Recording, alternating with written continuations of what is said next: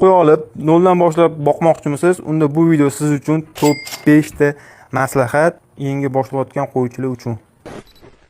Birinchi maslahat do'stlar, ko'pchilik har doim so'raydigan narsa bu qo'y tegini qanaqa quruq saqlasa bo'ladi. Bizlarnigini shiltasi chiqib ketyapti deb savol berishadi.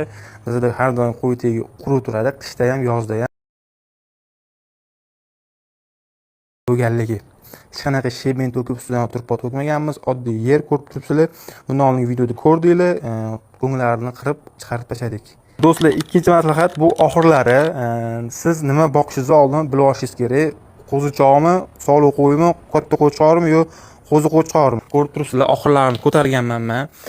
Xudo xolasa buni yana svarka qilib ko'tarib qo'yamiz. Hozir vaqtinchalik ishlar qo'yilgan. Sababi mening mo'ljalim qo'zi qo'chqor boqish, ya'ni 6-7 oylik qo'chqorlardan boshlab yana ko'paytirib boqishni boshlaymiz.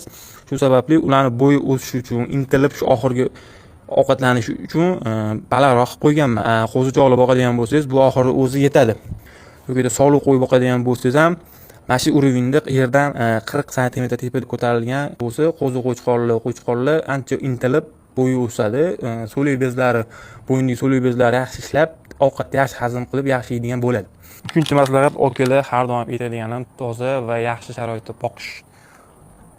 Toza joy, yaxshi sharoit qilishingiz kerak. To'g'ri, universal bo'lishi shart emas, lekin yaxshi holatga olib kelishingiz kerak. Nima bo'lsa ham ko'rib turibsizlar, vaziyatdan foydalangan holatda nima ham bo'lsa hammasini qo'yib, boshqa pullar tutqamasdan qilganman. Telarimizga ham beton emas, g'isht terib chiqqanman. Oxirlarimizdan oddiy sotib olingan oxir perdelka qildirganim yo'q. Stoykalarimiz, teylarimiz. Yana bitta yutug'im mana shu yerda shaba deb aylanishi, ochuv joy. Pastidan ham yotganda havo kirib turadi, tepasidan ham kiradi. Endi bo'tga hali qotirilgan joylarni qilaman, lekin prosta sizlarga misol uchun ko'rsatib ketyapman. Yaxshi havo aylanagan joyda boqadigan bo'lsangiz, qo'chqor o'zgarishi ham yaxshi bo'ladi, terilari ham quruq turadi va go'sht sifatiga ta'sir qilmaydi. To'rtinchi maslahat, iloji boricha boshlanishiga 2 ta yoki 3 ta qo'chqor bilan boshlab boqing. Sababi noldan boshlayotganingiz uchun siz hali ko'p narsalarni tushunmaysiz, nimaligini bilmaysiz, qo'chqor boqishning qanaqaligini. Xatolik qilib qo'ymaslik uchun yoki deb o'ldirib qo'ymaslik uchun kamroq son sizga tajriba beradi.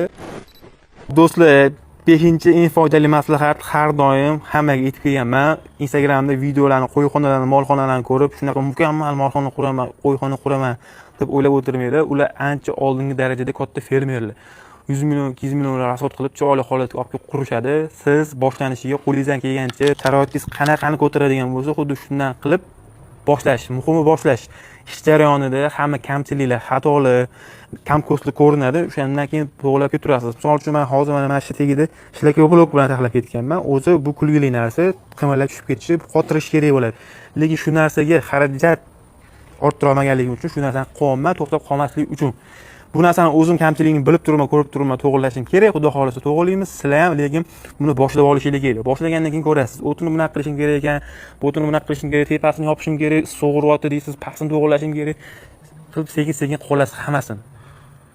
Prosta boshlash kerak, bo'ldi. Videoyimiz yoqqan bo'lsa, like bosinglar do'stlar. Hali ham obuna bo'lmagan bo'lsangiz, obuna bo'lishni unutmanglar. Xudo xolasa bu videoyimiz 10 mingta like yig'ilgan bo'lsa, bozordan qanaqa qo'chqor olib kelib tanlab olish kerakligini, hozirda qanaqa qo'y olib boqish kerakligini videosini chiqaramiz.